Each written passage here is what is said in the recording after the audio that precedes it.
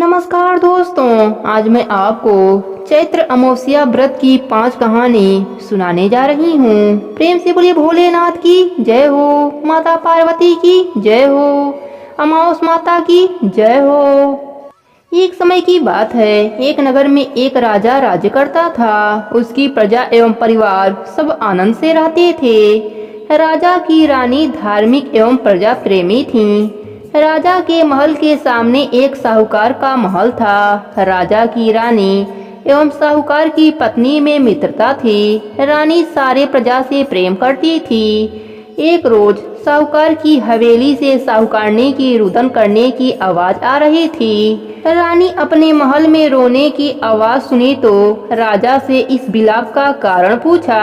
राजा ने कहा कि सेठ का पुत्र मर गया, इसी दुख के कारण साहूकार एवं साहूकारनी रो रहे हैं। रानी बहुत भोली थी। उसने राजा को कहा, महाराज दुख क्या होता है। राजा को समझ नहीं आ रहा था कि रानी को कैसे समझाया जाए कि दुख क्या होता है। रानी बार बार राजा से पूछ रही थी, राजन बताइए दुख क्या होता है।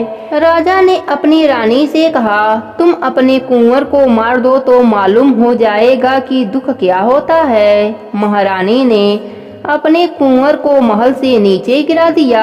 भगवान की कृपा से कुंवर गारे के ढेर पर गिरा और उसको खरोच भी नहीं आया। रानी अपने कुंवर को देखने नीचे आ रही थी, तब तक कुंवर को सामने से आते देखा। यह देख राजा भी दंग रह गया कि इतने ऊपर से गिरने के बाद भी कुंवर को कुछ नहीं हुआ।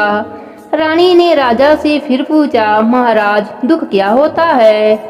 उस समय पड़ोस राज्य में राजा के सैनिक युद्ध कर रहे थे। राजा ने रानी से कहा कि अब मैं लड़ाई में अकेला जा रहा हूँ। जब तुम मेरे मरने का समाचार सुनोगी तो तुम्हें दुख का एहसास हो जाएगा। राजा युद्ध के लिए प्रस्थान किया, लेकिन भगवान की कृपा से राजा युद्ध जीतकर महल वापस आ गया। अब राजा को और ज्यादा आश्चर्य होने लगा। उसी समय रानी राजा के पास आई और फिर वही प्रश्न दोहराकर पूछने लगी। राजा ने रानी से कहा, अब मैं गंगा यात्रा करने जा रहा हूँ। वहाँ गंगा की धारा में मैं कूद जाऊंगा, तब तुम्हें दुख का एहसास होगा। रानी ने गंगा यात्रा की तैयारी की। कैलाश पर्वत पर शिव जी ने पार्वती जी से कहा, आज हम धरती लोक पर घूमने चलेंगे। शिव जी ने बकरे का रूप और पार्वती माता ने बकरी का रूप धारण करके एक बावड़ी के पास घास चरने लगे। तब तक राजा रानी की सवारी भी आ गई। रानी ने सुंदर छाया और बावड़ी देखा तो रुकने के लिए कहा। राजा भी मान गए। राजा रानी ने वहां जलपान किया। राजा पानी लेने के लिए बावड़ी के बाहर चले गए। बकरे और बकरी की रूप धरे पार्वती माता ने शिवजी से पूछा कि स्वामी, इस रानी को दुख क्यों नहीं मिलता। रानी ने बकरे बकरी की मनुष्य के रूप में बोलते देखा तो वह ध्यान से सुनने लगी।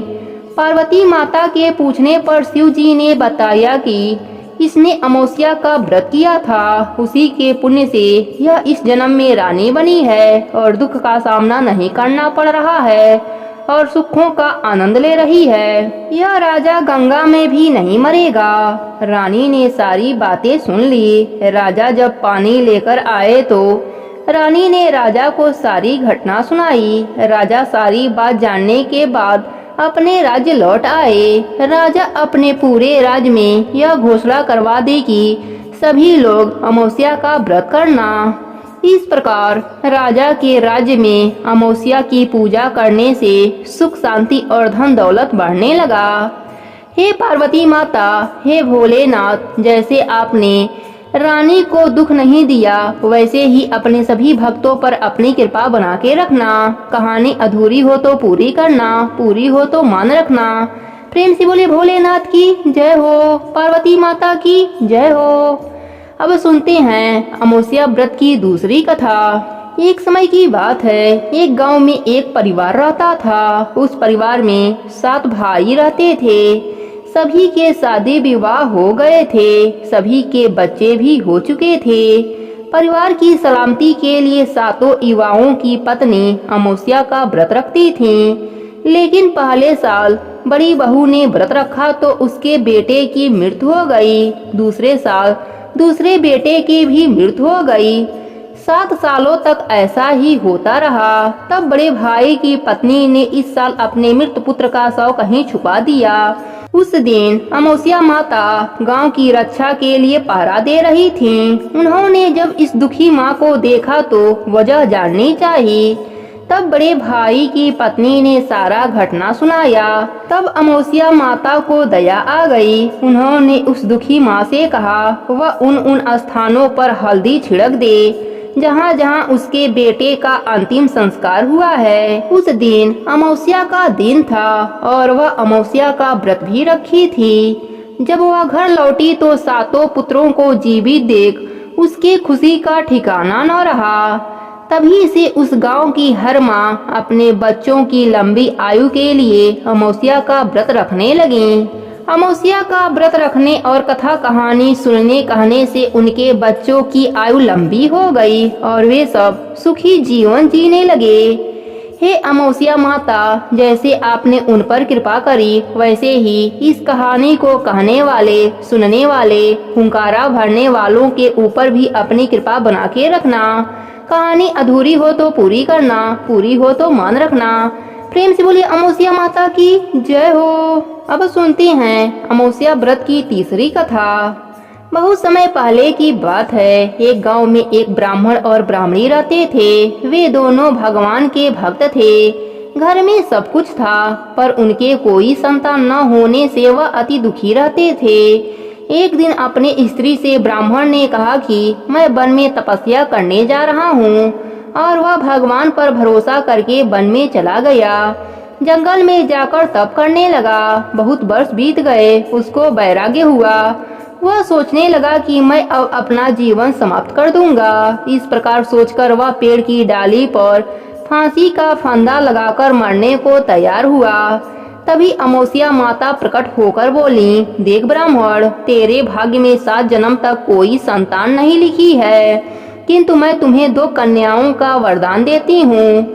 एक का नाम अमावस्या तथा दूसरे का नाम पूनम रख देना। तेरी स्त्री को कहना कि अमावस्या का व्रत करे। अमावस्या के दिन 1 कटोरी चावल भरकर उस पर दक्षिणा रखकर किसी मंदिर में रखे। ऐसा 1 साल तक करना। 1 कटोरी चावल सहित दान करते रहना। इतना कहकर अमावस्या माता अंतर ध्यान हो गईं। ब्राह्मण घर आया और अपनी पत्नी को सारी बात बताई। अमावस्या आने पर ब्राह्मणी ने व्रत रखा। कुछ दिन बाद उसको 2 कन्या हुई। तब उसने एक का नाम अमावस्या और दूसरे का नाम पूनम रख दिया। धीरे धीरे कन्याएं बड़ी होने लगीं। ब्राह्मण दोनों कन्याओं का योग्य वर देखकर विवाह कर दिया। बड़ी बहन अमावस्या धार्मिक थी, जबकि छोटी भगवान को बिल्कुल भी नहीं मानती थी। बड़ी के घर में तो सुख समृद्धि का भंडार भरा हुआ था, पर छोटी बहन पूनम के घर दुखों का पहाड़ था। जब बड़ी बहन अमावस्या को छोटी के बारे में सब कुछ मालूम हुआ कि उसकी बहन दुखी है, तब अमावस्या गाड़ी भरकर सामान ले गई और छोटी बहन से बोली, बहन पूनम, अमावस्या का व्रत तुम भी किया करो और पूजा करके उपवास करो, जिससे तुम्हारे घर में सुख समृद्धि का भंडार भर जाएगा। 1 साल तक चावल का कटोरा भरकर दक्षिणा रखकर दान करना। पूनम ने अपने बहन के द्वारा बताए गए नियमों के साथ अमावस्या का व्रत करने लगी। कुछ ही दिनों के बाद उसका भी घर धन धन से भर गया और संतान की भी प्राप्ति हुई। वह सुखी जीवन जीने लगी। इस प्रकार जो भी मनुष्य अमावस्या का व्रत विधि पूर्वक करेगा, उसके घर में सुख समृद्धि का भंडार भर जाएगा। जो भी मनुष्य इस कथा को कहता या सुनता है, उसके ऊपर अमावस्या माता की कृपा बरसती है। हे अमावस्या माता, अपने सभी भक्तों पर अपनी कृपा बना के रखना। कहानी अधूरी हो तो पूरी करना, पूरी हो तो मान रखना। प्रेम से बोलिए अमावस्या माता की जय हो। अब सुनते हैं अमावस्या व्रत की चौथी कथा। एक गरीब ब्राह्मण परिवार था, जिसमें पति पत्नी के अलावा एक पुत्री भी रहती थी। पुत्री धीरे धीरे बड़ी होने लगी। उस लड़की में समय के साथ सभी गुणों का विकास हो रहा था। लड़की सुंदर एवं गुणवान भी थी, लेकिन गरीब होने के कारण उसका विवाह नहीं हो पा रहा था। एक दिन उस ब्राह्मण के घर एक साधु पधारे, जो कि कन्या के सेवा भाव से काफी प्रसन्न हुए। कन्या को लंबी आयु का आशीर्वाद देते हुए साधु ने कहा कि कन्या के हथेली में विवाह का योग्य रेखा नहीं है। अगर इसका विवाह हो भी गया तो यह विधवा हो जाएगी। ब्राह्मण दंपति ने साधु से उपाय पूछा कि कन्या ऐसा क्या करे कि उसके हाथ में विवाह का योग्य बन जाए। साधु ने कुछ देर विचार करने के बाद अपने अंतर्दृष्टि से ध्यान करके बतलाया कि कुछ दूरी पर एक गांव में सोना नाम की धोबी जात की एक महिला अपने बेटे और बहू के साथ रहती है, जो कि बहुत ही आचार विचार और संस्कार संपन्न तथा पति परायण है। यदि यह कन्या उसकी सेवा करे और वह महिला इसकी शादी में अपने मांग का सिंदूर लगा दे तो इसके बाद इस कन्या का विवाह हो तो इस कन्या का विधवा योग मिट जाएगा। साधु ने यह भी बताया कि वह महिला कहीं आती जाती नहीं है। यह बात सुनकर ब्राह्मणी ने अपने बेटी से धोबन की सेवा करने की बात कही। कन्या मान गई। अब हर रोज धोबन के घर जाकर सफाई और अन्य सारे काम करके अपने घर वापस आ जाती। सोना धोबन अपनी बहू से पूछती है कि तुम तो सुबह ही उठकर सारे काम कर लेती हो और पता भी नहीं चलता है। बहू ने कहा कि माँ जी, मैंने तो सोचा कि आप ही सुबह उठकर सारे काम खुद ही खत्म कर लेती हैं। मैं तो देर से उठती हूँ। इस पर दोनों सास बहू निगरानी करने लगी कि कौन है जो सुबह ही घर का सारा काम करके चला जाता है। कई दिनों के बाद धोबन ने देखा कि एक कन्या मुँह अंधेरे घर में आती है और सारे काम करने के बाद चली जाती है। जब वह जाने लगी तो सोना धोबन उसको पकड़ लिया और पूछने लगी, आप कौन हैं और इस तरह छुपकर मेरे घर की चाकरी क्यों करती हैं? तब कन्या ने साधु द्वारा कही गई सारी बात बताई। सोना धोबन पति परायण थी, उसमें तेज था। वह तैयार हो गई। सोना धोबन के पति थोड़ा अस्वस्थ थे। उसने अपने बहू से अपने लौट आने तक घर पर ही रहने को कहा। सोना धोबन ने जैसे ही अपने मांग का सिंदूर कन्या के मांग में लगाया, उसके पति मर गए। उसे इस बात का पता चल गया। वह घर से निराजल ही चली थी। यह सोचकर कि रास्ते में कहीं पीपल का पेड़ मिलेगा तो उसे भौंरी देकर उसकी परिक्रमा करके ही जल ग्रहण करेगी। उस दिन सोमवती अमावस्या थी। रास्ते में पीपल का पेड़ मिला। उसने ईंट के टुकड़ों से 108 बार भौंरी दिया, परिक्रमा किया। ऐसा करते ही उसका पति जीवित हो गया। प्रेम से बोली अमावस्या माता की जय हो, पार्वती माता की जय हो, भोलेनाथ की जय हो। अब सुनते हैं गणेश भगवान की कथा। प्रेम से बोलिए गणेश भगवान की जय हो। एक समय पहले की बात है। एक गांव में एक सास बहू रहती थी। सास बहुत ही कंजूस स्वभाव की थी। वह धर्म पुण्य तो बहुत करती थी, लेकिन भगवान के सेवा पूजा से ज्यादा उसका ध्यान पैसे पर रहता था। एक बार उसने व्रत का उद्यापन किया। सारे परिवार और पड़ोसियों को खाने का निमंत्रण दिया। उसने सोचा कि अगर मैं ब्राह्मण भोज करा दूं तो उद्यापन भी हो जाएगा, पर अगर कोई पेटू ब्राह्मण आ गया तो उसे भोजन कराने में बहुत सा खर्चा हो जाएगा। उसने अपने बहू से कहा, मुझे एक ब्राह्मण को जिमाना है। तुम एक काम करो, कोई छोटा लड़का देखकर न्योता देकर आ जाओ और एक व्यक्ति की रसोई ज्यादा बना लेना। बहू घर से बाहर गई। कुछ दूर पर ब्राह्मण के लड़के गेम खेल रहे थे। बहू ने उन्हीं में से एक को बुलाकर कहा कि तुम 12 बजे हमारे घर पर भोजन करने आ जाना। लड़के ने कहा, मेरा नाम गणेशा है, तुम मुझे गणेशा गणेशा पुकारना, मैं उसी समय आ जाऊंगा।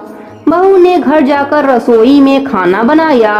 उसके बाद वह घर के बाहर गई। कुछ दूर आकर उसने ब्राह्मण बालकों को खोजा, पर उसे कोई नहीं मिला। फिर बहू को बालक का कहा याद आया और उसने गणेशा गणेशा पुकारा।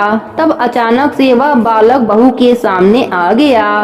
बहू उसे घर लेकर आई और कहा, ब्राह्मण देवता, आप हाथ मुंह धो लो। फिर बहू ने सुंदर थाली में भोजन सजाकर उस बालक के सामने रख दिया। सास छोटे से ब्राह्मण को देख बड़ी खुश हो रही थी। साथ ही मन में सोच रही थी कि बड़े ही कम खर्च में ब्राह्मण भोजन हो जाएगा। उस बालक ने पूरा भोजन समाप्त कर दिया, फिर और भोजन लाने को कहा। वह खाता ही जा रहा था, उठने का नाम ही नहीं लिया। धीरे धीरे वह बालक पूरे घर और मेहमानों का भोजन चट कर गया। सास बहू को मन ही मन कोस रही थी कि कैसे को न्योता दिया, पर अब क्या किया जा सकता था। भोजन करने के बाद उस लड़के ने दक्षिणा में चांदी का सिक्का मांगा। यह बात सुनकर बहू का बुरा हाल हो रहा था। उसके पास चांदी का सिक्का नहीं था।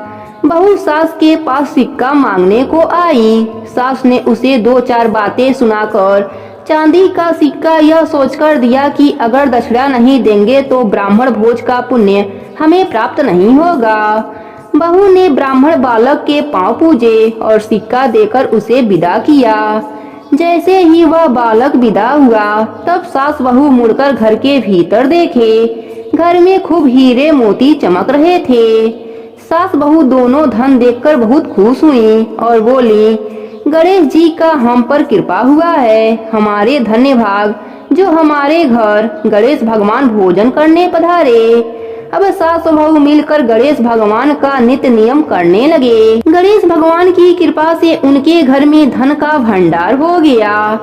हे गणेश जी महाराज, जैसे आपने सास बहू पर कृपा करी, वैसे ही अपने सभी भक्तों पर अपनी कृपा बना के रखना। कहानी अधूरी हो तो पूरी करना, पूरी हो तो मान रखना। प्रेम से बोलिए गणेश भगवान की जय हो। प्रेम से बोलिए अमावस्या माता की जय हो। पार्वती माता की जय हो। भोलेनाथ की जय हो।